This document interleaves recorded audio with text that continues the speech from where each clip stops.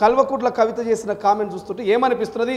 హరీష్ రావు, సంతోష్ ఇద్దరు రేవంత్ రెడ్డి డైరెక్షన్లో పనిచేస్తున్నారని కామెంట్ చేస్తున్నారు. ఇలాంటి తప్పుడు ప్రచారం చేయడం న్యాయం కాదు. అసలు మాకేం సంబంధం రమై ఫ్లైట్లో అన్నాడు. ఫ్లైట్లో చాలామంది పోతాము. రేవంత్ రెడ్డి ఫ్లైట్లో స్పెషల్ ఫ్లైట్లో హరీష్ పోతే ఐ కెన్ అండర్స్టాండ్. అది కాదు దానికి ఒక ఇద్దరు కలిసే ఉన్నారు అని మాకెందుకు? మీకున్నది మీ మీద ఉన్నది. ఇవాళ కేసు ఏమొచ్చింది? ఏది కాళేశ్వరం మీద సిబిఐ ఎంక్వైరీ అవుతుంది. దాని గురించి చెప్పండి. మీ ఇంటి కొట్లాట మాకెందుకు పెడతారు? ఇవాళ ప్రజలకు కోట్ల రూపాయలు నష్టం చేశారు. దాని మీద రేవంత్ రెడ్డి గారు ఇవాళ అసెంబ్లీలో ఏది కమిషన్ వేశాడు, అసెంబ్లీలో దీని మీద క్వశ్చన్ వేశాడు, అసెంబ్లీలోనే అనౌన్స్ చేశాడు దీన్ని సిబిఐకి పోయి చెప్పండి. సిబిఐ దగ్గర మీరు తప్పు చేసినరా లేదా? దాని బదులు అనవసరంగా రేవంత్ రెడ్డి మన హరీష్ రావు కలిసి ఉన్నారు అనేది ఇది మీ ఇంటి సమస్యను తీసుకొచ్చి మా మీద బురద జల్లొద్దు అని కోరుతున్నా.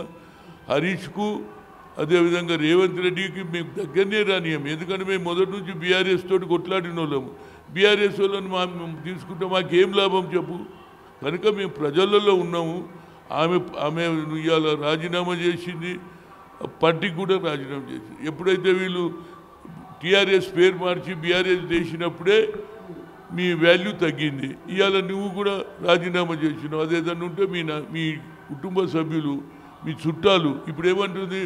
నన్ను సస్పెండ్ చేసిన మా కుటుంబం మాకుండే ఏది ప్రాధాన్యత ఉంటుందా లేదా? అంటే మళ్ళీ మీరు కలిసి ఉన్నట్టే లెక్క కదా.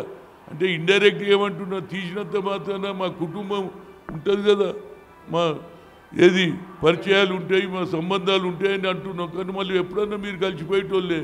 దాని గురించి మమ్మల్ని ఎందుకు అనవసరంగా రేవంత్ రెడ్డిని పేరు ఎందుకు జరగకూడదు? రేవంత్ రెడ్డి అన్నాడు ఇలాంటి పని చేయడం అనేది నాకు నమ్మక. అందులో బీఆర్ఎస్ ఆల్రెడీ సింక్ అవుతున్నది.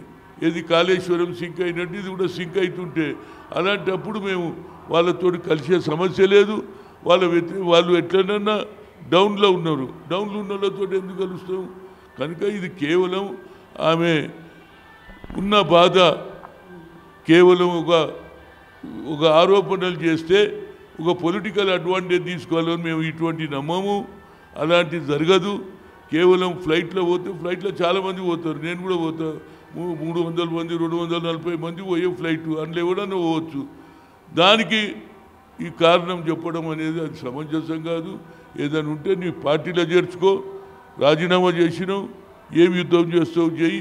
నువ్వు ప్రజలలో ఉండాలనుకుంటే నువ్వు పార్టీ పెడతావా, ఏం పెడతావో నీ ఇష్టం. మేము వద్దాం ప్రజాస్వామ్యంలో. అసలైన తొలి వెలుగు. ఫాలో వాట్సాప్ @తొలి వెలుగు official.